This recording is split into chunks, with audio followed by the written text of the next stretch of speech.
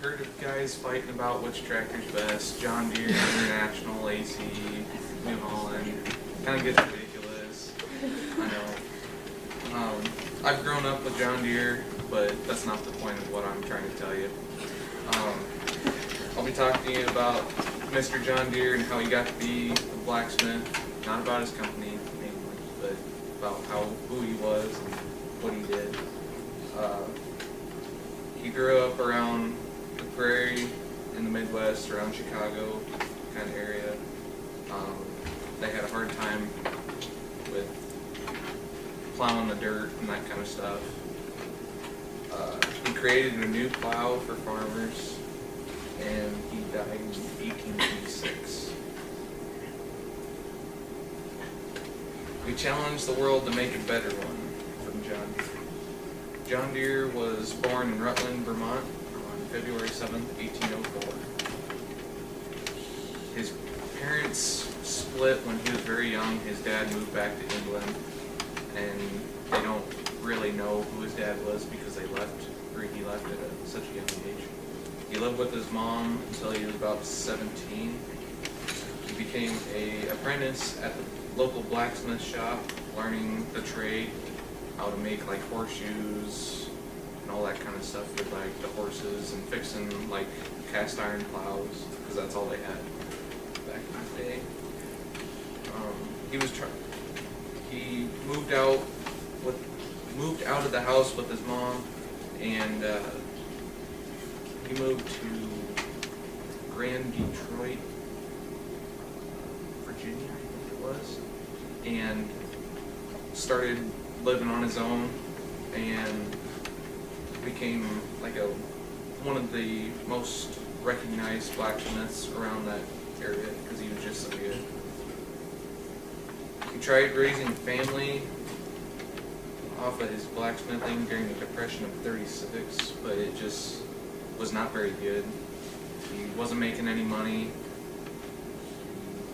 Just wasn't enough to raise a family, so he left his mom, or not his mom, but his wife, his 3 kids at the time, he went to Moline,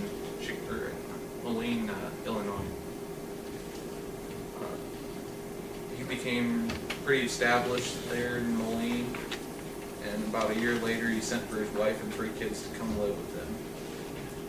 After they were settled in their new home, Deere and his wife had four more kids for a total of 7. He was a very busy man. Trying to raise 7 kids along with his blacksmithing, you got a lot of stress, and you could see why. Trying to feed all those kids, there was not very much money to go around. I will never put a name on a product that does not have it in the best of me in my book. That's from John Deere.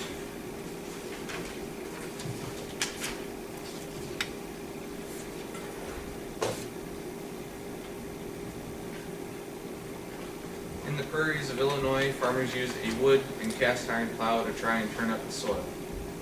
Wood with the tough soil of the prairie, the wood would just splinter and break, and the cast iron would just bend. Soil on the prairie was not light and sandy like in the eastern United States, where the plow originated. It was very thick and very heavy. It was like around here, it's really clay and sand, but it's all mixed together, and it's really hard to dig up.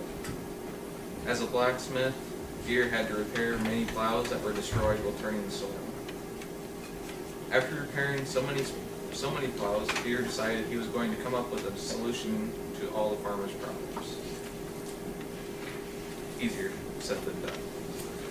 In 1837, John Deere named his new company Deere & Company. By 1938, he was able to build a new plow made of a steel sawmill blade. What it was is a big, really big blade, and what he did was he just got like a piece of paper or something and traced out like a plow and set it on this blade, cut all the teeth off of it, and then so nobody would cut themselves, and used a chisel, I think, and went and cut this plow. In 1846, Deere was producing about 1,000 plows later, which is 8 years later, producing a lot of plows. He got into a partnership with his brother, I think it was. Deere moved to Moline to be on the Mississippi River. He moved closer to the river to move his company, so he would be able to use like water power to turn like all the equipment inside of his company, and it was easier for transportation.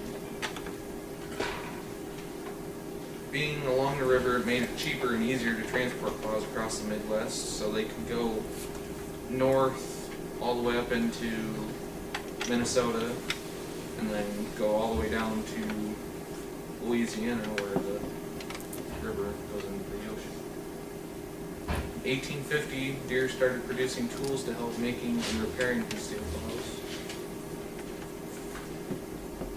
That's picture it's a drawing that I got off the Deere website on their timeline of their first building along the river.